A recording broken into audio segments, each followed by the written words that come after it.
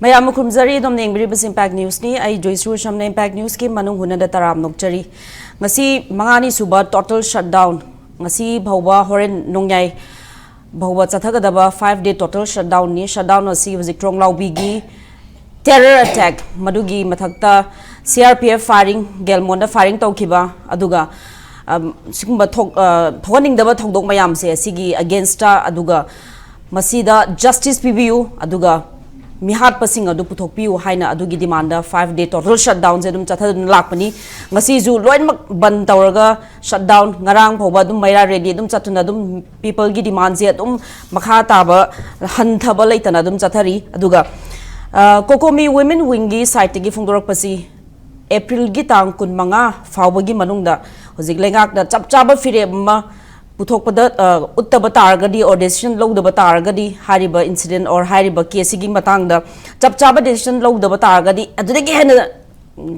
akanba khongjang chamsingani haibegi dukumba warning pibasu lekhre aduga madugi mathakta hoji April tang kun manga da rally chatkani habi pause tai masina khoi valley romgi side ki incident am leire aduga chingda TM Kasom village manakta thokiba ambush ta mioni lekhidaba madugi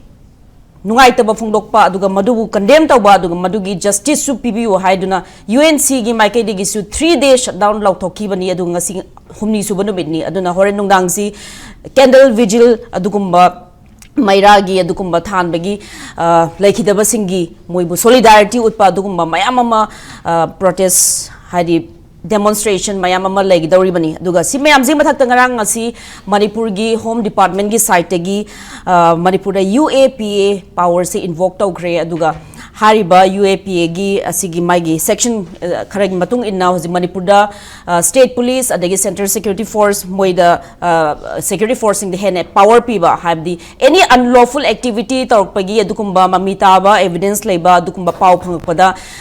search warrant yaudagasu phaba adagi search tawba yabagi adukumba henna mapangan kakadhanba adukumba power gi adumba pibagi pawsu leire masirantana security force na Indo Myanmar border dagi khulai phagatpagi pawsu lei aduga Kangpokpi district ta bunker illegal bunker myam thugaibagi pawsu lei masirantana numit kharni mamangda Churachandpur gi mafam ahumda hoji popi tharamba mafam ahumda Manipur police amasung NCB ani pullaga hoji hinchi haiba adukumba popi gi mahutta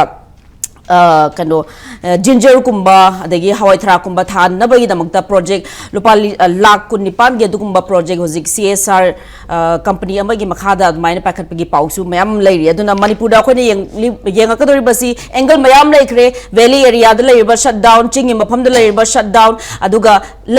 indigenous yellow me hozikumba sikumba nungai taba thodokta happy graba moi justice na kadai dano haibige tukmai demand aduga police empower po tawrak pasina hojiki illegal sikumba attack chatharak moida action lakhot pada mating pangadori bra natraga khongjang loi singda oina phagat pada oina mating pangadori bra habi question su laita banate aduna ngasi khone puzariba topic asi crackdown mode security forces empowered aduga khoi gi panel members na ahake right mak to election biriba oza sangkasar social activist ozabu taram nokchari mayai thamoda election biriba ima W luang leima convener kokomi women wing Mabusu Taram Nokchari, and on my extreme right, Lengshin Biriba, Oza Dr. Yumnam Premanda, Head of Law Department, Manipur University, Oza Busu Taram Nokchari. Ngasi discussion hok dokcha bazi ahan bada Oza Premanda dagi dokcha ge Oza na mamang da ko discussion mayam taw bada UAPA gi mai power invoke taw ni aduga hojiki khulai paiba sing aduga illegal activity tawba terror activity tawba sing moi je phat kadam ni habigi mayam suggestion pi ki basulai adunga khoi Manipur home department Manipur lenga ki site gi sman UAPA powers invoke tawre aduga state ki security force te hen power pi bas mai lak pas reiza hojik si mafam angle ani em kum tam da hariba power se abuse tawba ya bagi mafam zulai bra haibadi akhoi gi protesters sing na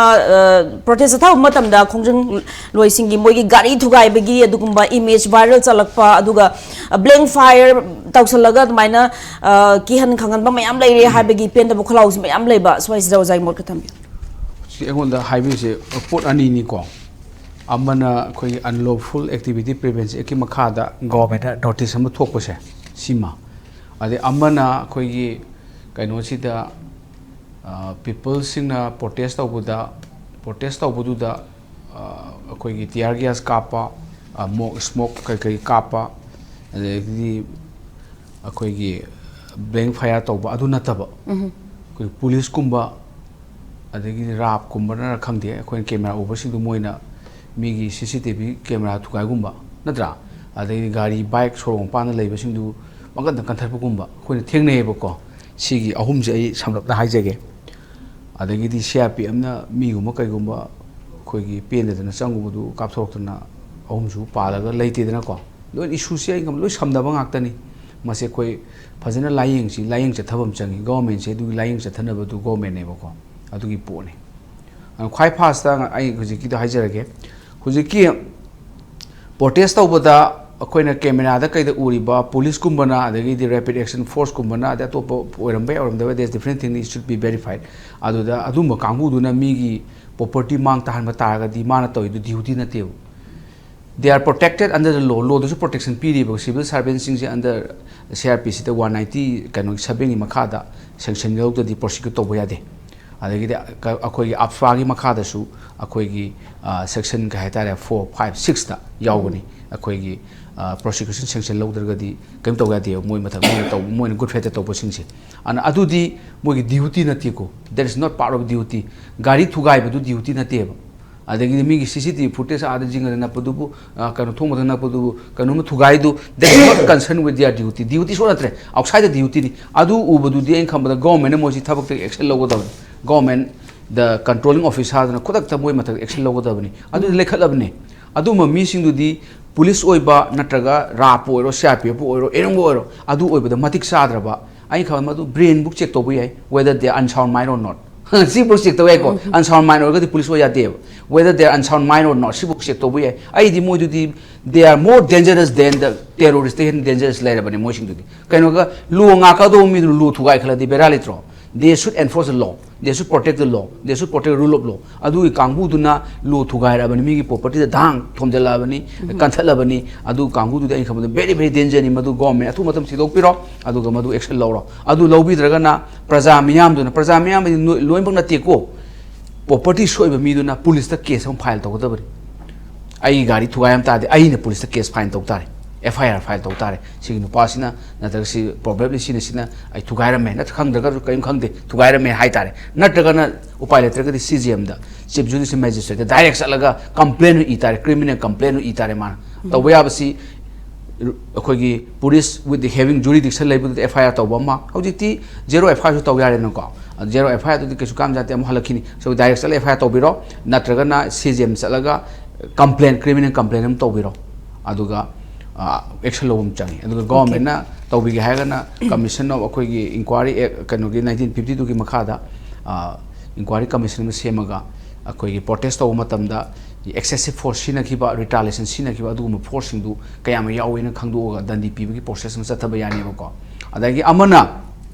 mina protest taw bada bapu da phuba akhoi jam nuai ta akhoi na drusha ma silama uredi mayam sina pen da bagi kholaw sina pen da moina tayo demand si legitimate demand law da yaba demand ngak tane government gi mathau na taw da demand ngak government taw da bu gi moina lawrak bai wane ba moina chala America da lanta salu su hai di na America lanta salu do Donald Trump har pro hai di moina hai di mi hat pa terrorist su puthor o moi mathak da military crackdown adagi na tra swai da displace to ising du mai mafam du resettle to holu hai bani adu legitimate oiba haiba mo thokta bani government masana tawjagada bani tawda budugi praja mayam duna khudi democracy laibakni constitution da khoina pai chali si haurisi with the people in haurini akhoi ji popular sovereignty ni akhoina khanba sarkar duna laibak leba ngai si colonial power na teo british nga agadi akhoina puda lathi charge tawdana pudarak pa yai nawai tawmi freedom minister do phuma tani dana aduna te sidi akhoina khanba mi huching leba ngak pane adu takpadi akhoina nga praja na ngang basi voice of people simona tabi gada bane targa moi policy program do du matung tawi bu yari bane ko akhoidi ngai le protest laktoraba adaga tear gas ka ready de lerabra mok smoke di kari smoke karang mayam ready lerabra sibu kaino sin bo thada kaja gi akhoida sengyu sarkar mi huching duna aduna order piraga ngai le ri akhoi kap to gi kain to terrorist na kalam na terrorist na haning matam na halaba terrorist na ngakpi drbani koisi ai di mamangi impact haija gi bani yarga de death certificate am issue loi tobiro ko loi de torne we are ready for day ni ngai le ne koisi jomra sai pau phang na re अखोई date तो सिदोई ngai le mi ngate ne aduna death certificate UAPA section 43A adugi post leibani na si akhoi na ngakpi da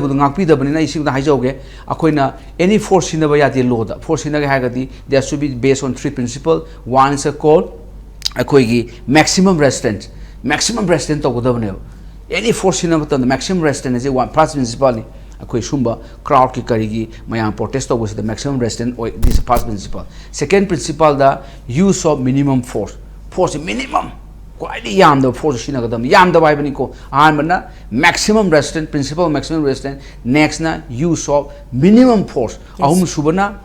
akhoi ki karino hakanda rule of proportionality proportion oidone sha piu ke me sangu badu moina protest no ngakpi un haibadu yadab noi kap thore haire waribo that is a proportion sabra satabra laidana ko aduga tawri force whether this is use of excessive force or retaliation excessive force or retaliation yeng doin adu yeng adi dandi phangdoini homo saw police or army or sharp people or homo saw dandi phangdoini this use of akogi excessive force and retaliation or amtagadi adu tawge ha madu kanana pakhum pigada ha kanda commission of inquiry amana under section 3 of commission of inquiry 1952 gi makhada constitute tawgadabani either state government or central government aduna people report ki matung action logadabani na supreme court clear ware hojike first question dum yare ko second question dana UPA gi unlawful activity prevention ari bi 1967 ni madi India punam apply to bi ni this is not aspa unate aspa is in North India gi particularly Manipur Assam gi wari ne ko aduga Jammu and Kashmir aspa angole 1991 gi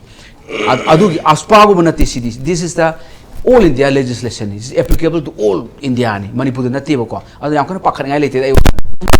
bada sigi empowering to akoi diam thenga bane sigi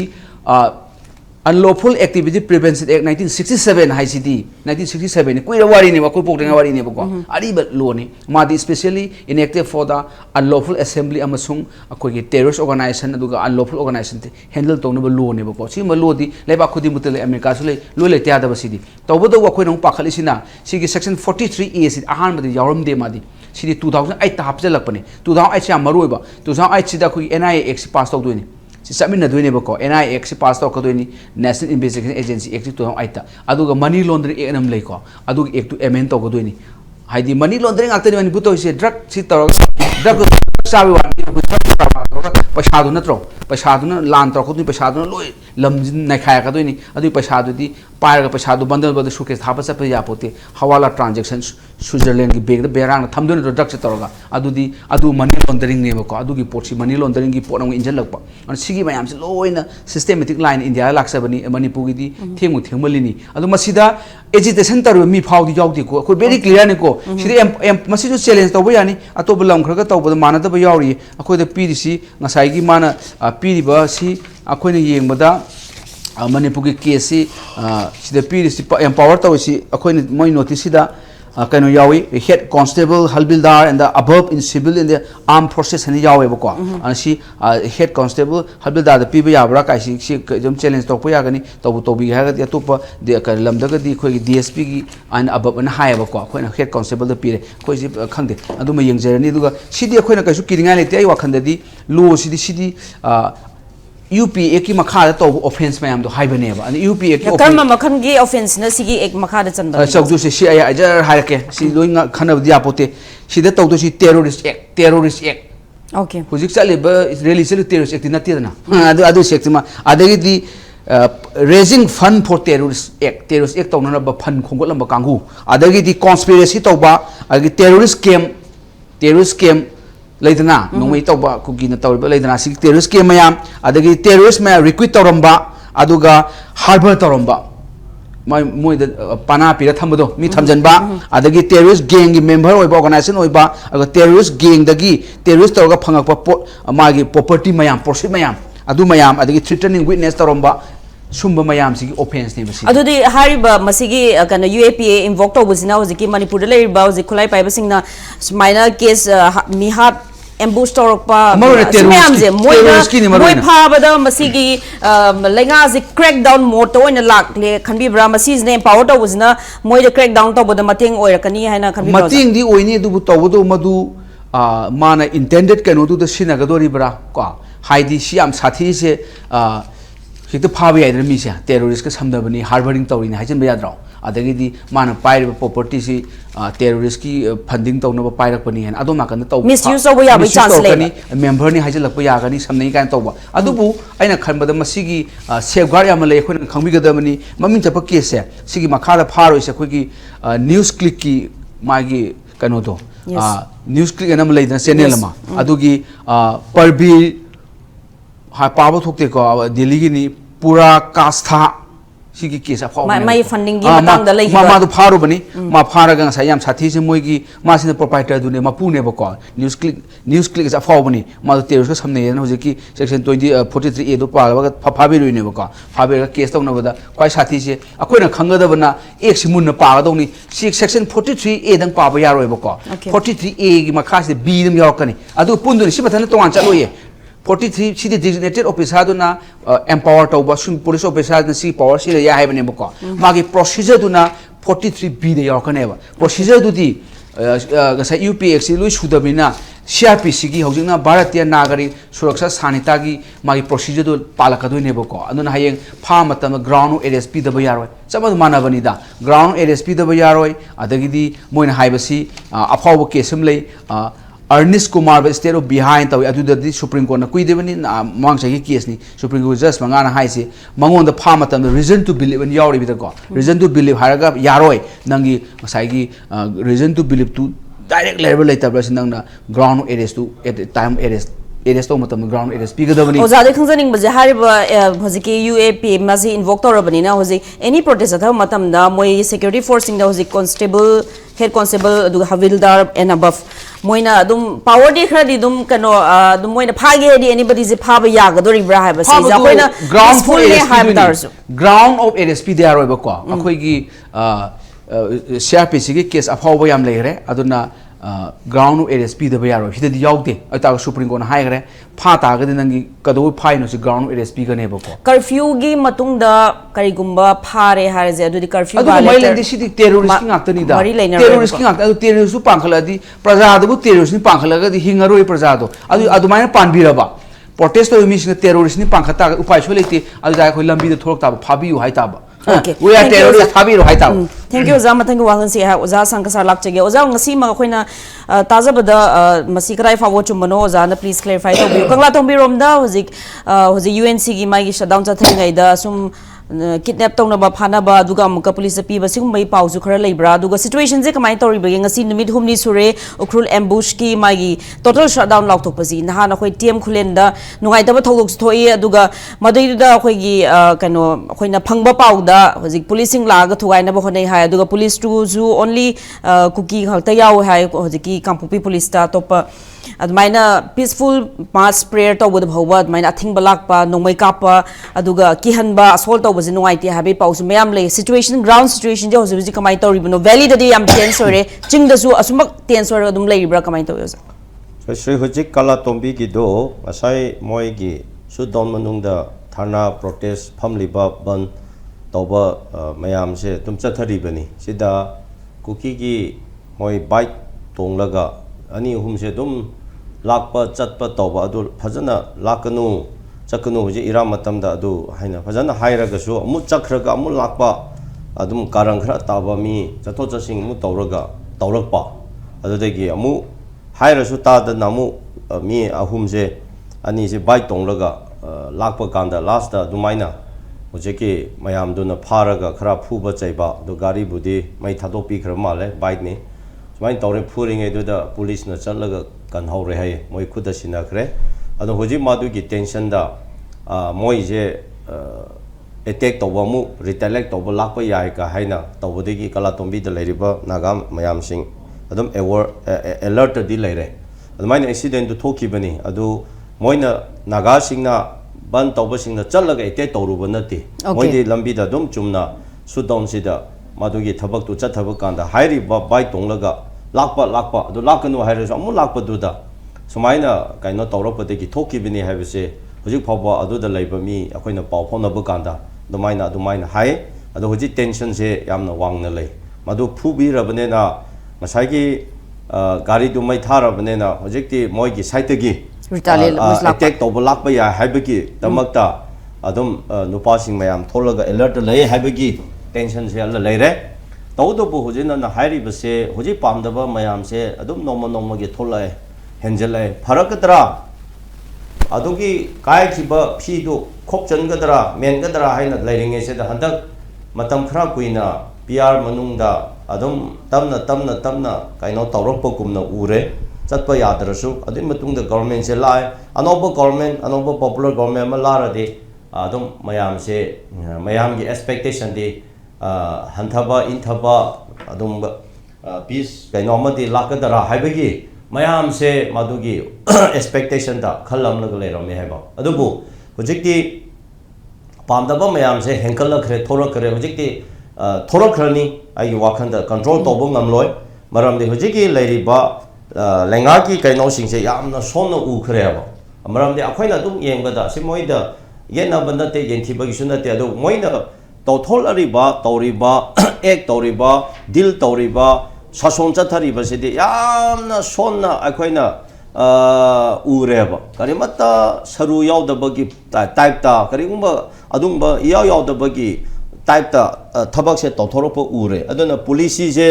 yamna songkhre plan se yamna soikhre aduga advisor singse karamba advisor no khangde mapangi advisor ra sigi local ki advisor ra kadai de lakpon hoji tawtholari ba state government na ek tawriba advisor singsina haibi dabra advisor singsina leitabra haiba se aina tabadi advisor appoint tawe hai adu chief minister da madugi advisor singa tanaba leitabra akhoina khangdre aduna hojik si joyshri yamna luba haibadi अखोइना अचुंबगी तमा खरागी तमक्ता लाउब कांदा लानसे अखोइदा याम तोहनिंगबा अखोइना थोहनबगुमना अखोइदा ओइना मोइना हजिकी गवर्नमेंट सिंगसिना मियोइसिंग पॉलिटिकल पार्टी खरासेना नत्रगा इलेक्टेड लीडर खरासेना अखोइदा दुम सानारकपा हाइरकपा हाइबतारे अदुबो द रियल असेंबा लानसे कनाना तोहलिबनो कनाना वासे चोथोहलिबनो हाइबदुदि थिजलु कांददि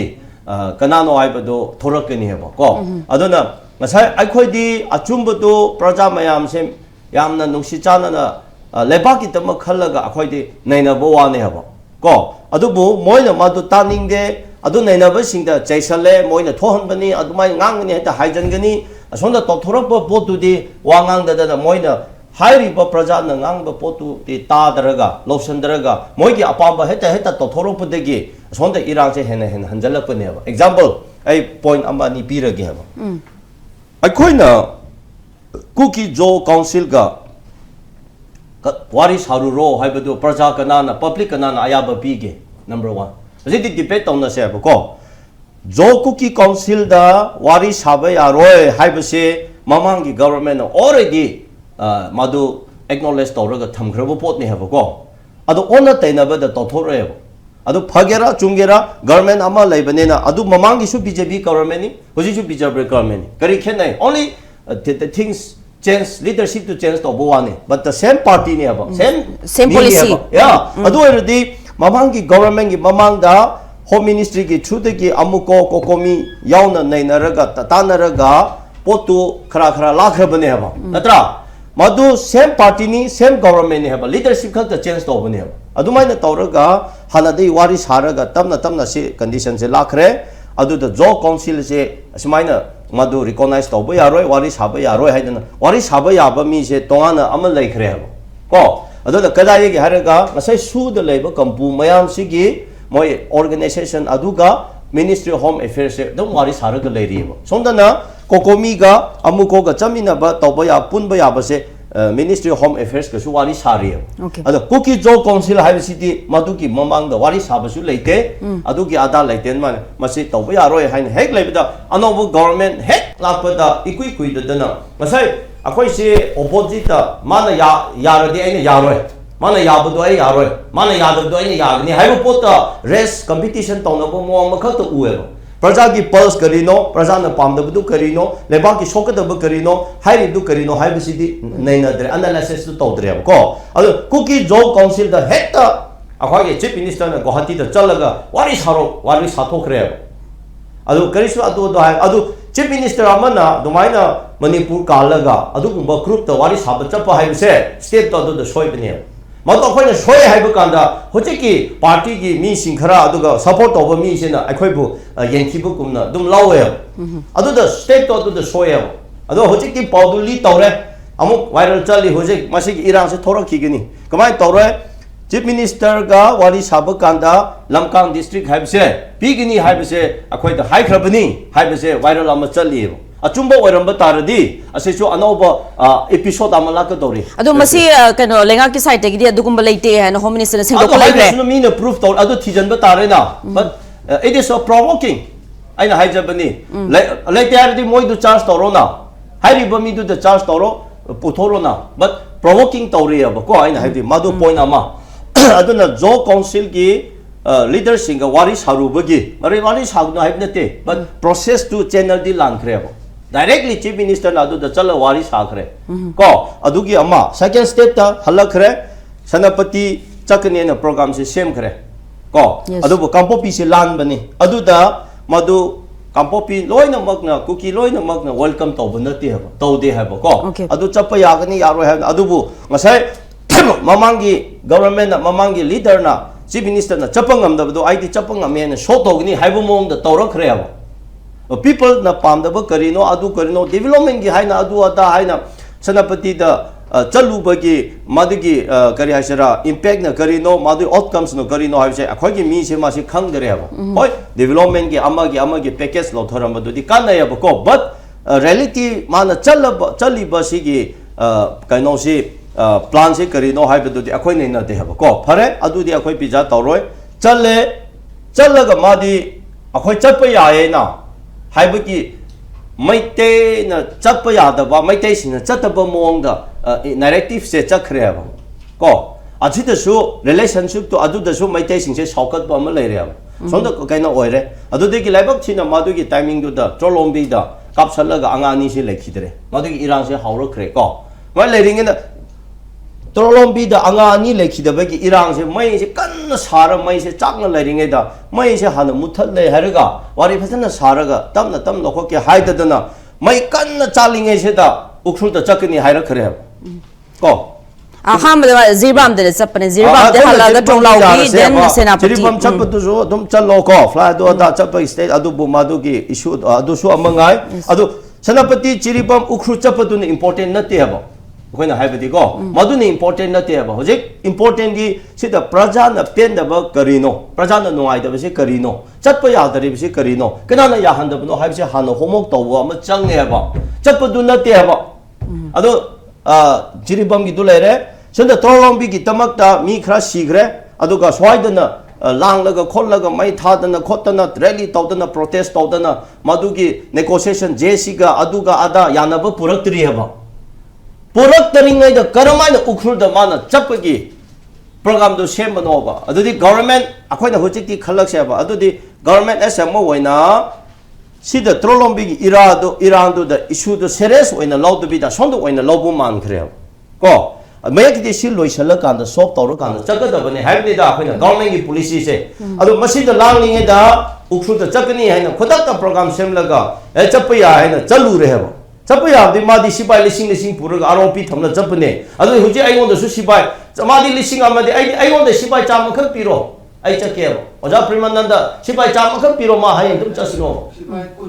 ओय वारीबु मादी सिपाही लिसिंग में थर आई चप यारे है हेरो तौरे है यारो है अदुदा चलूरे चपद मयाम वेलकम तौबसु नते अदु तौरे आदा तौरे खरा मानिंगाय लंबी द खरा थोहलग तौहले अदु कुकी गी मी खुंदु द संकाय द मको जे लेबलग लंबी चप या द सिदी मी खरा गी ओइरमेना चप या है ना माना लौथोखरे हाइथोखरे नत्रा माय मचिन नत्रो अदु चपदु नते होजे की करी थोय मदु चलग हलकपददि मसै मोइना चप याद्री अखोई बफर जोन लेरी कुकी ग मैते अखोई सुमाय तौरे मोइदि स्टैंड तो मदुगी रिटेलेक ओइना एवेंस ओइना रिवेंस ओइना पोतु खंगहाउददना मसाइगी एम्बुश तो करिनो ददि ताइना बंगमददना कइनो द ताइना हाइबकुमना मादि सिक्युरिटी यावबनिना हनखरे सिक्युरिटी यावदबो मफमदा एम्बुश तौरगा तांखुरगी कैसु खंगदबा इनोसेंट अनि लेखिद्रे सिकनागी दाइनो सिक लाइक कनाना दाइ पुगदबनोबा सिगी दाइ से सिगी बिजार से लाखिगनेबा हुजिकि मा इसे इलाइ लाइना लौबु यारोयबा अखोय तुमिना लेबा नते नागासिंग तुमिना लेते तांखुसि तुमिना लेबा नते अखोइना मसिगी बिजार तौरखिगनेबा सिलाइना लौगुनोबा कनाना थोहनबनो करिगी तम थोपनो हाइबनि अदुगी तमक अखोइना हाइबदि हाना प्रॉब्लम सॉल्व तौरो वारी सा गाना यारा कादा चलो हाइबनेबा को 어저께 만나 접어두나 영어 이랑세 고 아두기니 하이브디 아이 하이닝데 아두부 만나 짤루르가 아이나 소셜 미디어도 우보도 lambi chapya da besidi mi khra chatta bwane na chapya ramena haina hai khre kuki na hai bdia dunna te ba buffer zone le hai ne ba mai te lan ba yaro mai te kana chapya yaro hai je kuki ki demand ne ba han de ki hai ne ba du man na nam na chalu bgi ta sa di hoji tangku sing da ta re adu de ki te no ba da chakni hai ro re te no ba da kuki sing na threat taw re go adu chalu bra hoji adu mai ukhru de ki issue du na wai ra arandi wanching da thoba chap de helicopter puai je manipur do puari go ahanba manipur da sulai le ta ba mayam generation to generation na kauroi da ba manipur da makhak le 2025 da ra governor na airport ki kangla da helicopter lakhi bodo yes ya airport ki si ko asi manipur da history amane ko handak akhoi oja khemchan chief minister na ko sigi thoba lamba ya da na wanching the airport na kaino helicopter na chopper na chale hamse manipur da history ne si do thok loi da thok su thok la roi pon si da thok su thok tri go adu aina haibdi joysi acting se sum cinema sana ba mong da politics da adu ya roi cinema ge actor acting sana ba du di sidra su siba saba ne ba pandra su panba saba ne ba go adu di cinema ge actor ne ba acting ne ba adu akhoi gi politics de de lebak saso ngak ba de madu gi cinema kap ba sana ba mong da acting to ba ya roi ba cha ya roi adu ne ya roi ba akhoi si de reality ha ba ma chang ne ba adu ga phajana kaino to na ba ma chang ne ba adu na ngasi adu hiding de aina di issue do normal da laitri hana normal si pura ni ngai homok hana to ro hobo okay madu to de bi da mana chat ai chat pa yare na sanap ti da tok cha thok khre mi ngasai cookie sing su sauro khre ama ukhru da cha khre mi sau khre ko amai te sing su saure adu na su saure ada na su saure adu hojik si provoke si to khre ba sin amara moi ro adu erdi hojik mai cha khali si kana no hai do akhoi nei na se ba aduna hada hoziki issues mayam lady sian resolve tawdri ngai da smaina satpa yare habagi sikum example utpasina maram oirga provoke torga thoga ningda thodok mayam thoe habagi wafam duni ozan thobi basi thank you so much mathang round muk lak chege mathang yu hanga si hak kokomi women wing gi convener ima w luang leman lak chege ima hoziki kokomi na tali bazi hozi tronglaw bigi case raise da chena mi singji puthok piu moida dandi pibiu haibani aduga lenga ki site gina haibse NIA da sinakre tawboya ba di investigation chathari adu CCTV footage le hogdabni na khudak da phaba ngam da beiwa fam duni JC na taleba demand me amsu akoina fulfill tawna ba assurance pikre thajaba pikre madugi mathakta jo khoina extra topa mayam ama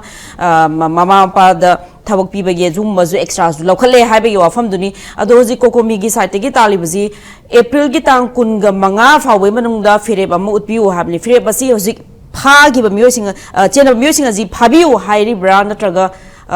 karma fire no hojiki kokomi na ngari basi ma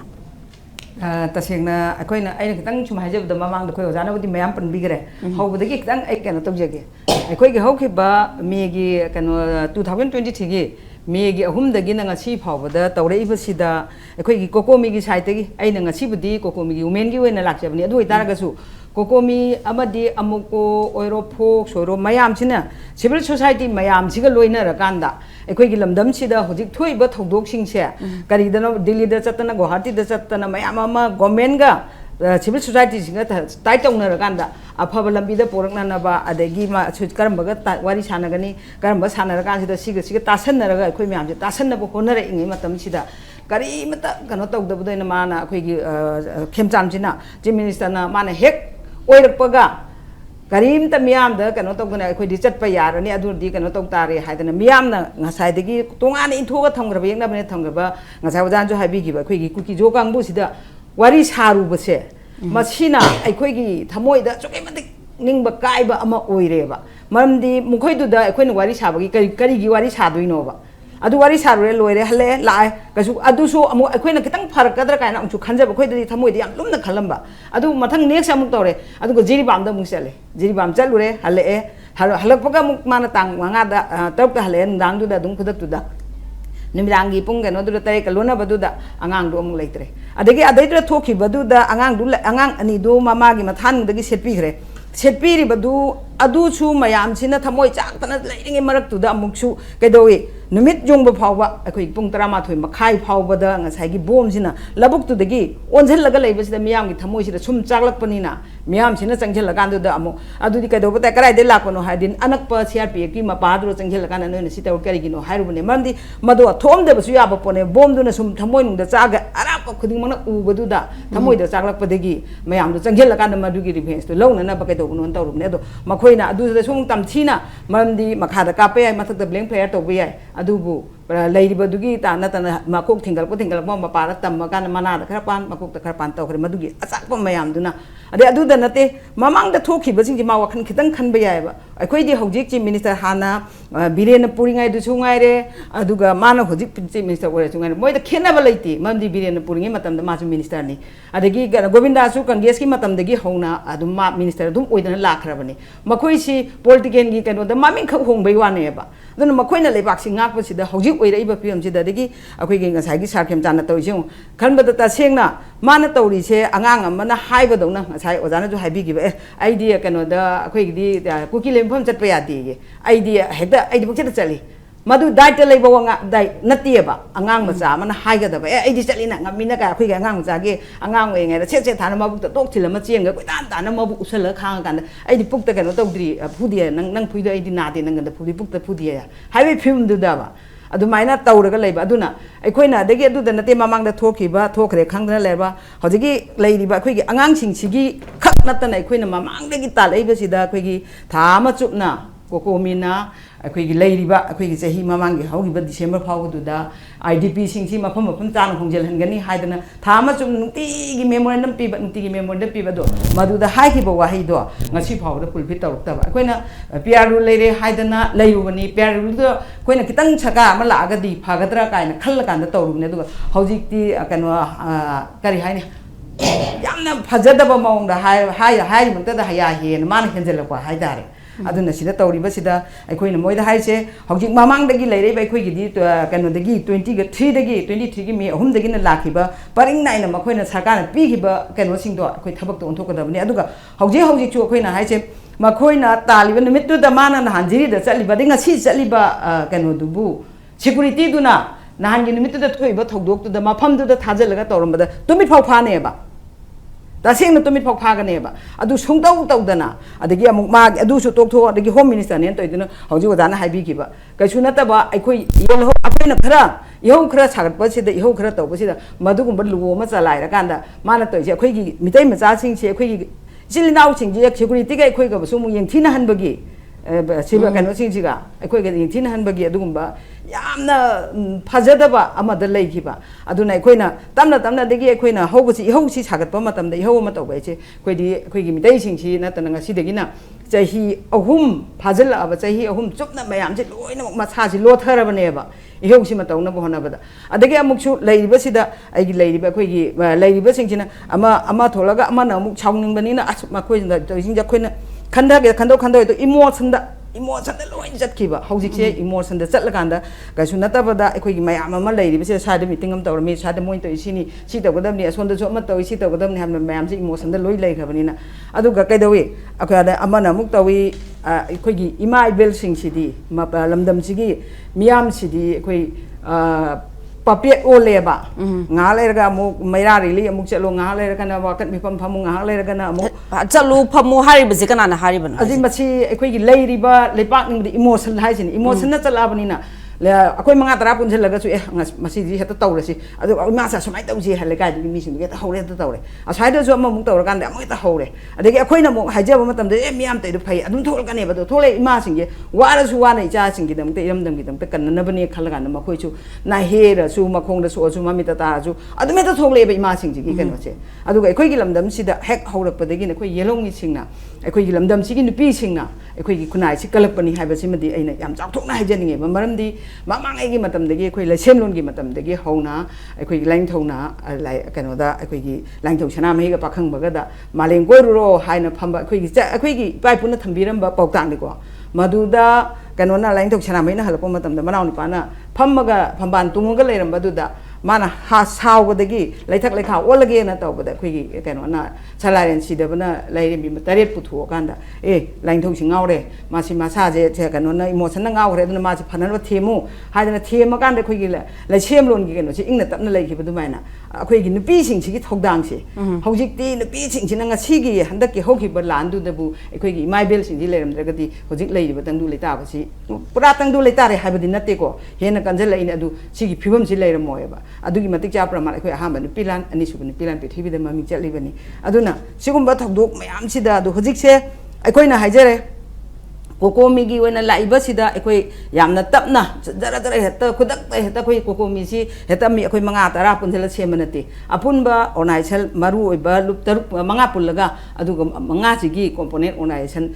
humpuga mari humputaruk mo dumaina oirangani masi pulla kana semakpani masi gi legal advisor lei adegi agriculture gi lei aduga any education gi lei magi lei ba mayam sigi matam gi oiba manna khanar kana kai dong sigi na khanar lakpani na hojik oiba ta heta tobo oiba ya basu natabani na doi ma hojik lenga ki side gi kokomi gi wari sana je habege dumba chebaus lakre adu sana bagi decision di law lepal leitri hairi adu wari sana raga masi matang wari sana badi kamai taw masigi matangda akhoi aina sai jo hajagi mamangda mana chalamdai da kari gumimda akhoi da civil society ma kokomi ama leiri haiba che lepak miam leiri haiba mana khandana matomda tawning tawro kan hojikta sigumba akhoi na khatang kanjal e kana sumai tawdane akhoi sigumba am leiri ka haiba da wari saji ka haiga akhoi si hekta pangya ya ga dawna mai ge khara kana tor ga pijaraga tha kan hui gi kana tawdang gi phibamda aito lepai phibamda tawrukpadudi akhoi su yara do mai gi asengba moina tawriba hauji akhoi changjaliba ma akhoi na akhoi wari saraga adudi laira dana je siga wari samata migi mapa mama ani duna angang ani du simi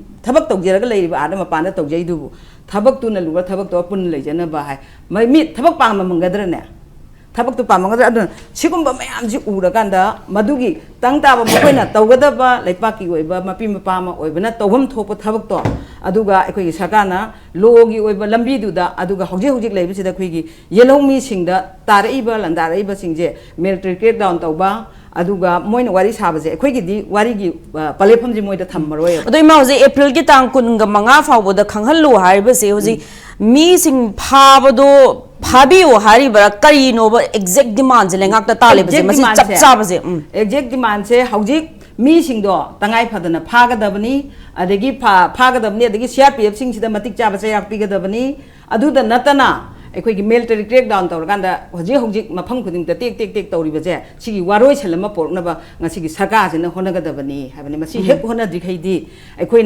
thabak akhoi hojik changchali bi makha tan dortana bai dangta lep ta bi da changchal kan masi gi tangdu leita ba ama purukna na gi lambi ama moina yalaktri phawdi akhoi gi khongjang haloi habani ngasi je hojik khongjom de gi hojik gi observance adudai da BJP boycott tawi moi MLA minister CM loimak lakpa yaro hai gi bani kokomi gi site gi but ngasi gi thoram du da moi mapung phana dum saruk yar gun pangthokre boycott taw bagi mami di ta kidre hai jaba tar aduna hojik ki adum makha ta na sidagi akhoi numit mangani adum total down tawraga dum leiraklavani adu sim degi hena akanba khongjang je karma mongi khongjang da jangchinda ba leiribano chumi shutdown se ngasai emotion na hen kidan lepak miyamna ima sing na tawrakibani aduga kokomi gi oina di shutdown se khoi tawganu habisu ngamde adu emotion ne ngasai hajagibado aduna masida aduga makhoina akhoi di khulai paide misamni makhoi di soidna kat khini habje khoi khange ba compulsory khoi kat ken khange adubu ekhoi na miyam da mobilization taw matam da ngasi che hek thobal gi babu bazar da gi na wangjing phau ba je khongjom phau ba je mi gi chukjo ba lambi ma phau da moi police na ekhoi gi missing da gi police masing ni hele ba police na leiri se adun makhoi na tholak pa khuting mak se loi no phadela thameduna thobal da dhana phami ba thoke habe yadra bani lai ka jagadab jo thoke habe yadre adegi kano to ba yadre ekhoi chu chalaga na haidar changge to ba ji aham de chang ba yadi ba moi gi lai ka tri bani ni yadi haidana lokungim de halakanda am changaga makhoi si tawrani haiba sidi khangna adubu makhoi che miyamna yadi haiba dumadi khangan ba habje moi gi ekhoi kano ne moi ga moina nung ni ekhoi ni yerum ne ba moina thong gi da khoi adum ꯀꯥꯏꯒꯅꯤ ꯑꯗꯨꯕꯨ ꯇꯧꯗꯕ ꯌꯥꯗꯦ ꯍꯥꯏꯕꯁꯤꯃꯗꯤ ꯈꯪꯍꯜꯂꯒ ꯃꯈꯣꯏꯅ ꯉꯁꯤ ꯀꯠꯂꯤꯗꯨꯕꯨ ꯃꯁꯥꯒꯤ ꯃꯔꯣꯝꯗꯣꯝꯒꯤꯗꯃꯛ ꯈꯟꯕ ꯃꯥꯒꯤ ꯃꯌꯨꯝꯒꯤ vote ꯀꯥꯅꯅꯕ vote ꯂꯦꯞꯅꯅꯕ ꯃꯈꯣꯏ ꯈꯣꯝꯖꯤꯟꯅꯅꯕ ꯍꯣꯠꯅꯕ ꯁꯦꯟ ꯇꯥꯟꯕꯈꯛ ꯍꯩꯕ ꯄ꯭ꯔꯇꯤꯀꯥꯒꯤ ꯀꯩꯅꯣꯗ ꯍꯩꯔꯀꯥꯟꯗ ꯉꯁꯤ ꯑꯗꯩꯗꯨꯗ ꯃꯣꯏꯅ ꯑꯩꯈꯣꯏꯒꯤ ꯏꯄꯥ ꯏꯄꯨꯁꯤꯡꯅ ꯃꯃꯥꯡ ꯂꯝꯆꯠꯇꯒꯤ ꯉꯝꯈꯩ ꯀꯟꯅꯅꯕꯒꯤꯗꯃꯛꯇ ꯈꯨꯟꯅꯥꯏꯁꯤꯕꯨ ꯀꯟꯅꯅꯕꯒꯤꯗꯃꯛꯇ ꯕꯣꯝ ꯇꯣꯞꯀꯤ ꯃꯔꯛꯇ ꯊꯋꯥꯏ ꯊꯥꯈꯤꯗꯅ ꯃꯈꯣꯏꯒꯤ ꯌꯥꯇꯥꯐꯝ ꯑꯣꯏꯔꯤꯕ ꯃꯐꯝꯗꯨꯅ ꯃꯣꯏꯅ ꯀꯠꯂꯤꯕ ꯂꯩꯗꯨꯕꯨ ꯀꯩꯅꯣꯁꯤꯡꯗꯨꯅ ꯑꯩꯈꯣꯏꯒꯤ ꯑꯊꯧꯕꯁꯤꯡꯗꯨꯅ ꯂꯧꯔꯝꯒꯗ꯭ꯔꯅꯦ